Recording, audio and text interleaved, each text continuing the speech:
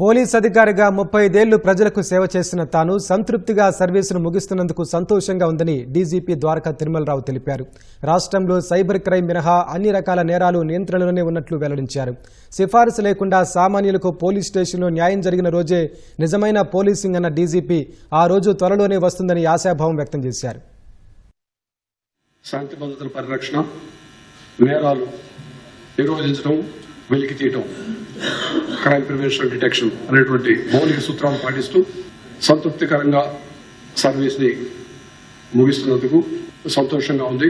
ఒక్క cyber crime తప్పించి అన్ని క్రైమ్ హెడ్స్ లో కూడా క్రైమ్ రిడక్షన్ జరిగింది. సీసీటీవీ కెమెరాస్ పూర్తిగా ప్రభుత్వం పైన ఆధారపడి ఉండకుండా ప్రజల్ని సమాయత్తం చేసి వాళ్ళని మోటివేట్ చేసి ఎక్కడైతే క్రైమ్ జరుగుతుందో అదేవిధంగా ట్రాఫిక్ జంక్షన్స్ అయితేనేమి, రిలీజియస్ ప్లేసెస్ లోనూ, ఎందుకంటే కొంచెం అట్లా అఫెన్స్ జరిగినప్పుడు ఏం జరిగిందో ఎవరు చేసే తెలియని గందరగోళ పరిస్థితి ప్రమాదం ఉంది.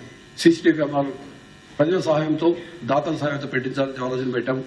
మార్చి 2025 కల్లా, అంటే ఇంకొక 2 నెలల సమయంలో 1,00,000 కెమెరాలు పెట్టాలనేటువంటి ఆలోచన ఉంది. ఇప్పటికీ మేము నిర్ణయం తీసుకుని దాదాపు 4 రోజులు అయింది. 4 రోజుల్లో 28,500 కెమెరాలు పబ్లిక్ సహాయంతో పెట్టడం జరిగింది. ఆంధ్రప్రదేశ్, తెలంగాణ రాష్ట్రాలు డిప్లాయ్ చేసినటువంటి ఫింగర్ ప్రింట్ సిస్టమ్ అత్యాధునికమైంది. దేశవ్యాప్తంగా ఎక్కడైనా పోటీలు జరిగితే ఆంధ్రప్రదేశ్ ఫస్ట్, తెలంగాణ సెకండ్, లేదా తెలంగాణ ఫస్ట్, ఆంధ్రప్రదేశ్ సెకండ్ లో ఉండే పరిస్థితి నుంచి కొంతకాలం పాటు మన సిస్టమే మూలపడిపోయింది. కరుడు కట్టిన ఉగ్రవాది కసబ్ని ఇంటరాగేట్ చేసే అవకాశం వచ్చింది మాకు. ఆంధ్ర, తెలంగాణ రాష్ట్రంలో ఇద్దరు ఐపీఎస్ ఆఫీసర్లకే అవకాశం వచ్చింది.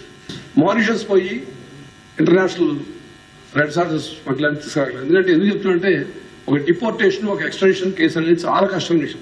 మనం చూస్తా ఉన్నాం, మనకి వేరే దేశాల్లో దాక్కున్నటువంటి నేరస్తులు ముద్దాన్ని తేవడం ఎంత కష్టమో. సో అట్లా చెప్పుకుని పోతూ ఉన్నాయి. I have lot of satisfaction.